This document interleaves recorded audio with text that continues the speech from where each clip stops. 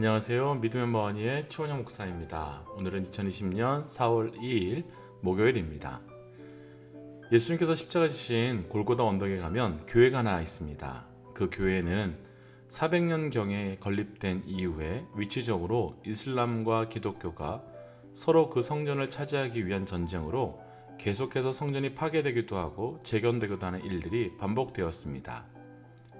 그런데 637년 이후로부터는 이 성전의 열쇠를 조우도와 뉴쉐이베라는 가문이 1400년 넘게 현재까지 관리해 오고 있습니다.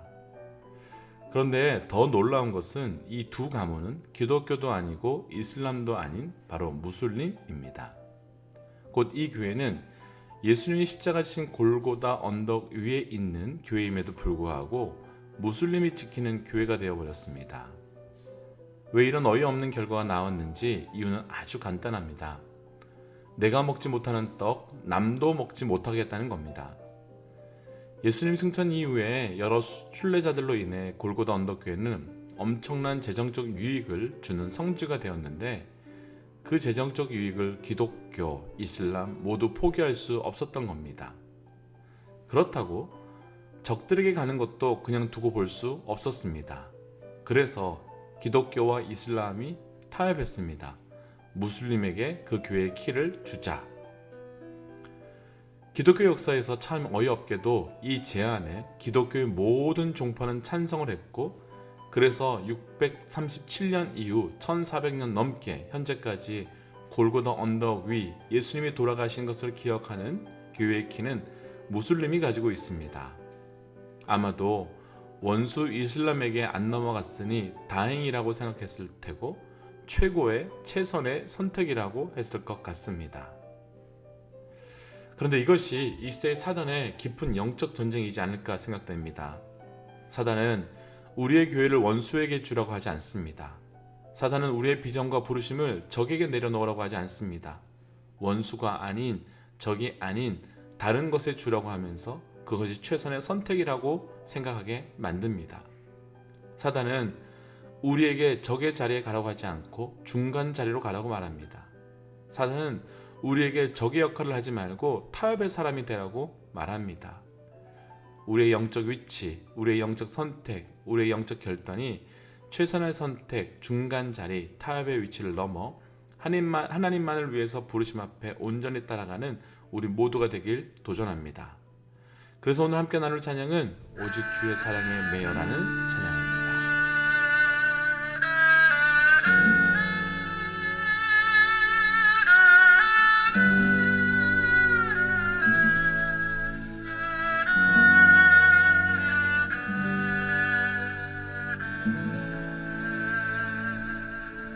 오직 주의 사랑에 매여 내 영 기뻐 노래합니다. 이 소망의 언덕 기쁨의 땅에서 주께 사랑드립니다. 오직 주의 임재 안에 갇혀 내 영 기뻐 찬양합니다. 이 소명의 언덕 거룩한 땅에서 주께 경배드립니다. 주께서 주신 모든 은혜 나는 말할 수 없네. 내 영혼 즐거이 주 따르렵니다. 주께 내 삶 드립니다.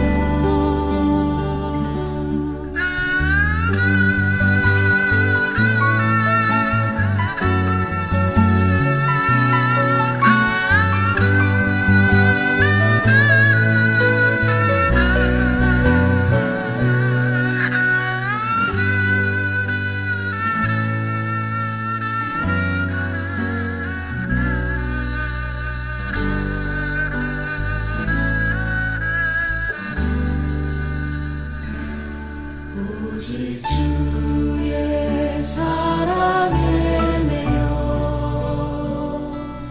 매년 기뻐 노래합니다. 이 소망의 언덕 기쁨의 땅에서 주께 사랑드립니다. 오직 주의 임재 안에 갇혀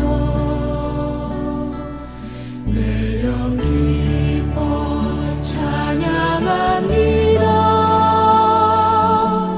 이 소명의 언덕 거룩한 땅에서 주께 경배드립니다. 주께서 주신 모든 은혜 나는 말할 수 없네. 내 영혼 즐거이 주 따르렵니다. 주께 내 삶 드립니다. 주께 내 삶 드립니다.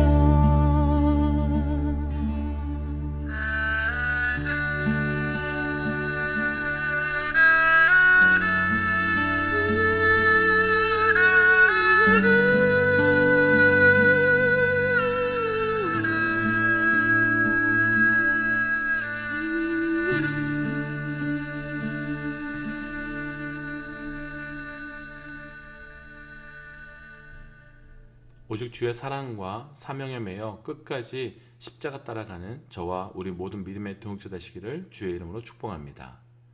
이제 함께 말씀 나눌까요? 오늘 함께 나눌 말씀은 신명기 4장 15절부터 24절까지 말씀입니다. 여호와께서 호렙산 불길 중에서 너에게 말씀하시던 날에 너희가 어떤 형상도 보지 못하였은즉 너희는 깊이 삼가라. 그리하여 스스로 부패하여 자기를 위해 어떤 형상대로든지 우상을 새겨 만들지 말라. 남자의 형상이든지 여자의 형상이든지 땅 위에 있는 어떤 짐승의 형상이든지 하늘을 나는 날개 가진 어떤 새의 형상이든지 땅 위에 기는 어떤 곤충의 형상이든지 땅 아래 물속에 있는 어떤 어족의 형상이든지 만들지 말라. 또 그리하여 내가 하늘을 향하여 눈을 들어 해와 달과 별들 하늘 위의 모든 천체 곧 너희 하나님 여호와께서 천하 만민을 위하여 배정하신 것을 보고 미혹하여 그것에 경배하며 섬기지 말라. 여호와께서 너희를 택하시고 너희를 쇠 풀무불 곧 애굽에서 인도하여 내사 자기 기업의 백성을 삼으신 것 같이 오늘과 같아도 여호와께서 너희로 말미암아 내게 진노하사 내게 요단을 건너지 못하며 내 하나님 여호와께서 내게 기업으로 주신 그 아름다운 땅에 들어가지 못하게 하리라고 맹세하셨은즉 나는 이 땅에서 죽고 요단을 건너지 못하려니와 너희는 건너가서 그 아름다운 땅을 얻으리니 너희는 스스로 삼가 너희 하나님 여호와께서 너희와 세우신 언약을 잊지 말고 내 하나님 여호와께서 금하신 어떤 형상의 우상도 조각하지 말라. 내 하나님 여호와는 소멸하신 분이시요 질투하시는 하나님이시니라. 아멘. 함께 기도할까요? 하나님, 오늘도 우리에게 새날을 허락하여 주신 것 하나님의 철저한 은혜입니다. 하나님 말씀하여 주옵소서. 듣는 만큼 변하고 변하는 만큼 행동하고 행동함을 통하여 말씀과 성령의 열매를 맺어갈 수 있도록 우리 가운데 역사하여 주시옵소서. 이 모든 말씀 예수님 이름으로 기도하였습니다. 아멘.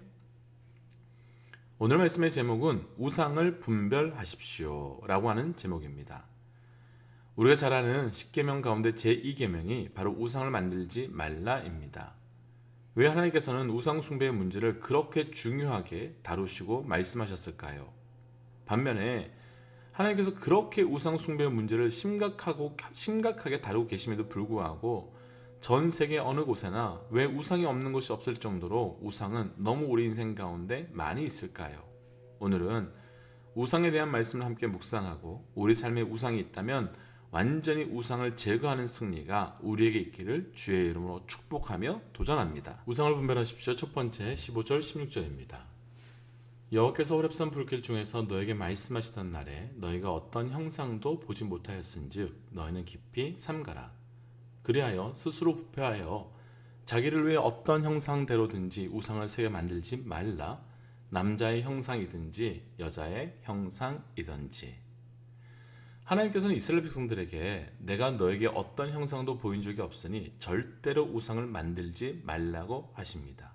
우리가 왜 우상을 만들지 말아야 하는지 이유에 대해서 다시 한번 말씀해 주시는데 하나님께서는 우리에게 어떤 우상도 보여주신 적이 없기 때문입니다. 먼저 첫 번째는 결론부터 말씀을 좀 나누고 정리하고 싶습니다. 우상은 우리 영혼의 잘못된 바라봄의 결과입니다. 그럼 하나님께서 우리에게 우상을 보여주시지 않은 이유가 있지 않을까요? 그 이유는 우리의 영혼은 우리가 무엇을 바라보느냐에 따라 그 영혼의 방향이 결정나기 때문입니다. 우리의 영혼이 하나님의 것을 바라볼 때는 그 방향이 하나님의 것으로 나아가는데 하나님의 것이 아닌 다른 것을 바라볼 때는 우리 영혼의 방향이 하나님 것과는 반대의 것으로 가게 되어 있습니다. 한 사람의 사건을 통해서 바라봄의 사건이 얼마나 중요한지 나눠보고 싶습니다. 모든 군사들이 전쟁터에 나가 있던 다윗은 홀로 궁궐에 남아 있었습니다. 그리고 한밤에 성벽에서 산책을 하다가 한 여인의 목욕하는 장면을 보게 되었고 그 여인을 데려와 동침하게 됩니다. 그런데 그 결과는 참혹합니다. 그 사이에서 태어난 아이는 죽었고 그 여인의 남편까지도 다윗은 죽이게 됩니다. 왜 이런 참혹하고도 잔인한 결과가 나타나게 된 겁니까? 다윗의 시선의 방향이 하나님이 그에게 주신 여인이 아닌 다른 여인을 바라보게 되었고 그 순간 그 여인이 다윗에게 우상이 되면서 다윗은 죄의 자리까지 나가게 된 겁니다. 반면 다윗이 사울에게 쫓겨날 때를 한번 생각해 보고 싶습니다. 다윗은 사울에게 도망을 가다가 굴 속으로 숨은 적이 있었습니다. 굴은 더 이상 도망갈 것도 어떻게 할 수 있는 곳도 아닙니다. 그런 곳에 숨어들은 다윗은 나를 죽일 수 있는 사울에게 시선을 고정하고 사울에게 무릎을 꿇거나 살려달라고 하지 않고 오히려 시편 57편에서 내 마음을 하나님께 확정하기로 했다고 결정하며 고백합니다. 그 순간 다윗의 삶에는 사울이 우상되기에 정말 좋은 상황이었지만 사울에게 엎드려서 나를 살려달라고 나의 생명의 주권은 사울 당신에게 있다고 말할 수 있는, 그래서 사울을 내 삶의 우상으로 만들 수 있는 최고의 상황이었지만 다윗은 그 시선을 사울에게서 옮겨서 하나님께로 고정하기로 확정하였습니다. 똑같은 사람이 시선을 어디에 두느냐에 따라 상황, 환경에 상관없이 하나님께 나아가는 자가 되는지 우상에게 나아가는 자가 되는지가 완전히 달라졌습니다. 분명한 것은 우리의 시선이 하나님을 향할 때는 그 시선은 하나님께로 나아가는 통로가 됩니다. 그러나 우리의 시선이 사람을 향하고 재정을 향하고 물건을 향할 때 그 시선은, 우리의 시선은 우상으로 끌고 가는 고리가 되어 버립니다.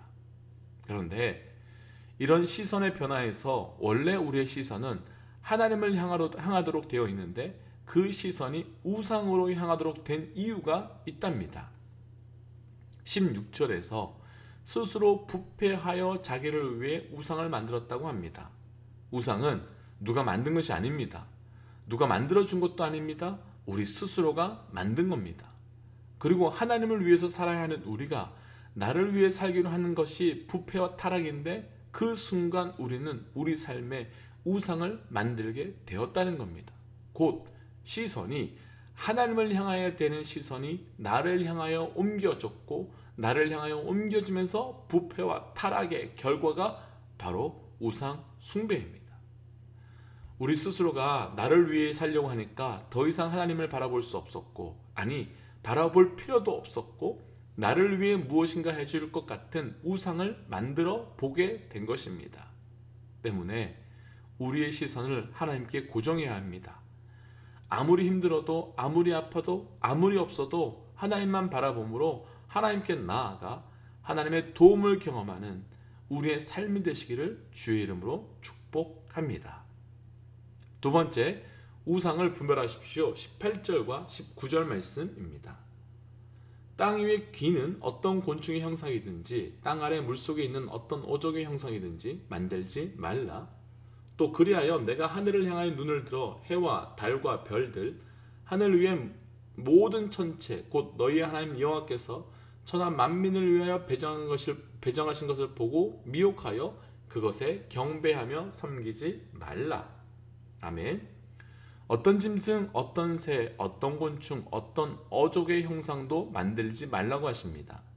또한 하늘의 해와 달과 별들 또한 우상으로 만들지 말라고 하십니다. 이런 것들이 우상의 형상으로 만들어진 이유가 있습니다. 어떤 짐승, 어떤 새, 어떤 곤충, 어떤 어족, 그리고 하늘의 해와 달과 별, 이 모든 것들은 당시 사람들이 먹고 사는 것과 관련된 아주 중요한 것들이었습니다.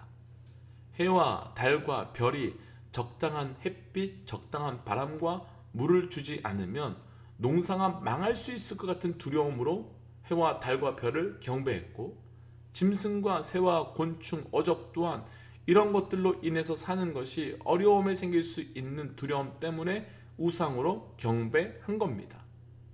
그러면 왜 이런 것들이 우상이 되었습니까? 간단하게 두렵고 걱정되고 염려되니까 우상으로 만든 겁니다. 오늘 말씀에서 나누고 싶은 두 번째, 우상을 분별하십시오. 우상은 보이지 않는 두려움과 염려가 보이는 형상으로 나타난 결과입니다. 우상은 보이지 않는 두려움과 염려가 보이는 형상으로 나타난 결과가 바로 우리 삶의 우상입니다. 절에 가면 이런저런 형상들이 있습니다. 왜 그런 형상들은 그렇게 무섭게 생겼을까요? 보는 것만으로도 왜 이렇게 두려울까요? 왜냐하면 내가 두려워하고 내가 무서워하는 그대로를 그렸기 때문입니다. 이스라엘 백성은 출애굽할 때 10가지 재앙을 경험합니다. 그리고 잘 아시는 것처럼 그 10가지 재앙은 당시 애굽이 섬겼던 우상들의 형상이었습니다. 나일강이 피로 물들었습니다. 왜냐하면 나일강이 없으면 그들은 농사를 지을 수 없었고 온 나라가 망할 수밖에 없었습니다. 그래서 나일강을 신으로 섬겼습니다. 마지막 심판인 장자의 죽음 또한 당시 장자는 집안의 전부였고 가장 중요한 위치에 있었습니다. 그런데 이런 10가지 재앙의 공통점은 당시 사람들이 두려워하고 무서워하고 있는 보이지 않는 것이 보이는 것으로 드러난 바로 그 사건이라는 겁니다. 내 삶에 두려움의 영역을 우상의 자리로 만들 것인가, 하나님의 살아계심의 자리로 만들 것인가, 그것은 지금부터 우리의 선택입니다. 두려워서 우상을 만드는 우리가 아니라 두려워서 더 하나님께 나아가 예배하는 우리 모두가 되시기를 주의 이름으로 간절히 축복합니다. 함께 기도하겠습니다. 하나님, 내가 무엇을 바라보고 있는지, 내가 무엇을 두려워하고 있는지 온전히 살피길 원합니다. 그래서 내 삶에 어떤 우상들이 있는지 오늘 점검하게 해주시고, 그런 우상들이 내 삶에 있다면 완전히 깨트려 온전히 하나님께 나아가는 거룩한 제단을 쌓게 하여 주옵소서. 이 모든 말씀 예수님 이름으로 기도하였습니다. 아멘. 사랑하는 믿음의 동역자 여러분들께 오늘 집중적으로 기도 한 가지 좀 부탁드리고 싶습니다. 계속 기도 부탁드렸던 이승아 집사님의 조카 에밀리를 위해서 오늘 기도 부탁드립니다. 현재 에밀리가 눈을 뜨지 못하면 라이프 서포트 할 수 있는 모든 기계를 뗄 수밖에 없다고 말합니다. 제발 오늘 에밀리가 눈을 잠깐이라도 떠서 회복이 시작될 수 있도록 성도 여러분, 믿음의 동역자 여러분 기도해 주시고, 또한 코로나 사태로 인해서 어려움을 당하고 있는 이 땅의 많은 사람들과 특별히 이 사태를 진화시키려고 몸부림치며 일하고 있는 여러 의료진들을 위해서 기도해 주십시오. 우리의 기도는 하나님께서 역사하시고 일하시는 통로가 될 것입니다. 지금까지 믿으면 뭐하니의 최원영 목사였습니다. 하나님은 살아계십니다.